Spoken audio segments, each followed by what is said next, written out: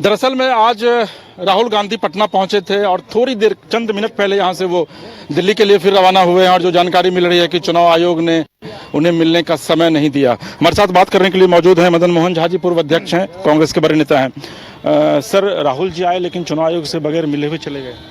ये तो आप जानते हैं यहाँ डिक्टेटरशिप है और जो उनको केंद्रीय नेतृत्व से इंस्ट्रक्शन मिलता है, यहाँ तो कोई सरकार है नहीं, वहीं के इंस्ट्रक्शन पर सारा काम होता है। वहाँ से मिला होगा, नहीं मिलना है नहीं मिलेंगे। वहाँ से आता है जो रोक के घुमा देना है तो घुमा देते, लाठीचार्ज करते, हो सकता है नहीं मिला हो यह फरमान। तो इस सब से कुछ नहीं होगा। आज पूरे बिहार में चक्का जाम है और यहाँ का जो स्थिति है आप देख रहे हैं। और जनता इससे कौन बेनिफिटेड हो रहा है और किसको नुकसान हो रहा है ये नहीं, मतलब जनता इस फरमान के 80% लोग, गरीब का जो है, कमज़ोर तबके के जो लोग हैं, सभी लोग इसके खिलाफ हैं, चाहे वो किसी के वोटर हों। और मैं समझता हूँ जो जिस तरह से उन्होंने फरमान जारी, अनेकों चीज़ में अपना फरमान जारी किया, गलत फरमान, और राहुल जी ने उस पर प्रोटेस्ट किया, कुछ पहले कुछ बाद में, और वो सब फरमान उनको वापस करना पड़ा। मैं समझता हूँ यह फरमान भी उनको आज न कल वापस लेना पड़ेगा और यहाँ के लोग जो हैं निर्भीक होकर अपना मतदान करें। इसके लिए हम महागठबंधन के सभी साथी अंतिम दम तक उनके लिए लड़ते रहेंगे, चाहे सड़क पर हो, चाहे सदन में हो, चाहे कोर्ट में हो। देखिए, लेकिन चुनाव आयोग ने तो साफ कह दिया है कि भाई 31 तारीख तक हमारा ये काम चलेगा और फिर हम नई मतदाता सूची जो है प्रकाशित करेंगे और हम विपक्ष की कोई भी बात मानने के लिए तैयार नहीं है। उन्होंने बहुत फरमान ऐसा जारी किया जिसमें उन्होंने इस तरह की बात कही है।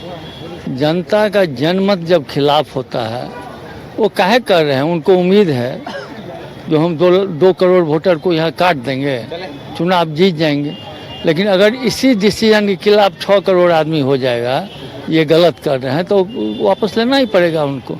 और मैं समझता हूँ जनमत उनके खिलाफ है। लेकिन सर, चुनाव आयोग के इस निर्णय के पीछे की वजह क्या मानते हैं? क्योंकि आप तो बहुत सीनियर और वेटरन पॉलिटिशियन हैं। आप यही है उनका जो यहाँ का महागठबंधन की एक्टिविटी है, जो यहाँ क्राइम की स्थिति है, जो यहाँ महिलाओं के साथ बलात्कार की स्थिति है, और सभी बातों को महागठबंधन के साथियों ने बहुत ही मजबूती से उठाया और वो बहुत उसको रोकने का प्रयास किए। लेकिन अब तो कुछ मीडिया कर्मी भी इस बात से सहमत हैं कि सरकार नहीं चल रही है, सरकार जंगल राज है। यहाँ जंगल राज से भी आगे का कुछ संज्ञा दीजिए तो दे सकते हैं आप।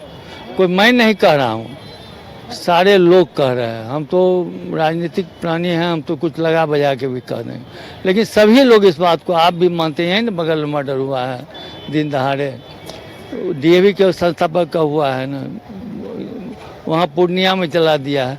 तो लोग तो आजकल इलेक्ट्रॉनिक मीडिया का युग है, सभी लोग देख रहे हैं, तो वो समझते हैं हवा मेरे खिलाफ है। और सबसे बड़ी बात, उन्होंने जो सर्वे कराया, बहुत कोशिश के बावजूद भी जो सर्वे कराया है, उसमें भी दे रहा है जो हार रहे हैं। तो समझते हैं 25-50 सीट को हम 25-50 सीट को हम इस तरह से करके और निश्चित रूप से कर देंगे। तो इसलिए उन्होंने इस तरह का हथकंडा अपनाया है।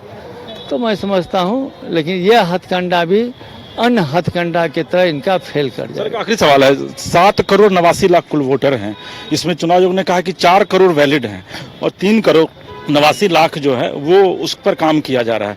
ऐसा लगता है आपको कि अगर मान लिया 3 करोड़ 89 लाख में अगर 3 करोड़ भी वोटर फर्जी पाए जाते हैं तो ऐसी स्थिति में चुनाव में महागठबंधन को बड़ा नुकसान हो सकता है? इस स्थिति में महागठबंधन जो वोटर लिस्ट उन्हीं का बनाया हुआ है, उन्हीं के पदाधिकारी द्वारा बनाया गया है, अगर उसमें 4 करोड़ फर्जी है तो आज जितने भी चुनाव इस वोटर लिस्ट पर हुआ उस सबको इस्तीफा करना चाहिए। वो एक नियम बना दें कि इस वोटर चूँकि फर्जी था इसलिए हमारे जनप्रतिनिधि आए हैं सभी फर्जी हो गए, वो लोग इस्तीफा करें, उसके साथ चुनाव कराएं। आंदोलन जारी रहेगा आप लोगों? निश्चित रूप से जारी रहेगा। चलो, तो ये मदन मोहन झा जी हैं, कांग्रेस के पूर्व अध्यक्ष और मंत्री रहे हैं, कांग्रेस के कद्दावर नेता हैं, बड़े नेता हैं, और इन्होंने सीधे तौर पर यह कहा है कि ये आंदोलन जो जिसकी शुरुआत बिहार में हुई है, यह आंदोलन अभी आने वाले दिनों में तब तक जारी रहेगा जब तक चुनाव आयोग अपने इस आदेश को वापस नहीं लेता है। अपने सहयोगी राज बल्लम के साथ इसके राजीव को दीजिए इजाजत और आप देखते रहिए न्यूज बायोस्कोप। नमस्कार। मालिक पैदा नहीं हुए तो क्या, बन तो सकते हैं। मालिक वो होता है जो चाहे कुछ भी हो जाए हर सिचुएशन में अपनों को सेफ रखता है। वैसे ही बाल मुकुंद टीएमटी आपके घर को हमेशा सेफ और भूकंप से सिक्योर रखेगा। मालिक की तरह ही बाल मुकुंद टीएमटी में है दम, इसलिए यह है नंबर 1। और देखिए हमारी फिल्म मालिक 11 जुलाई से अपने नजदीकी सिनेमाघरों में।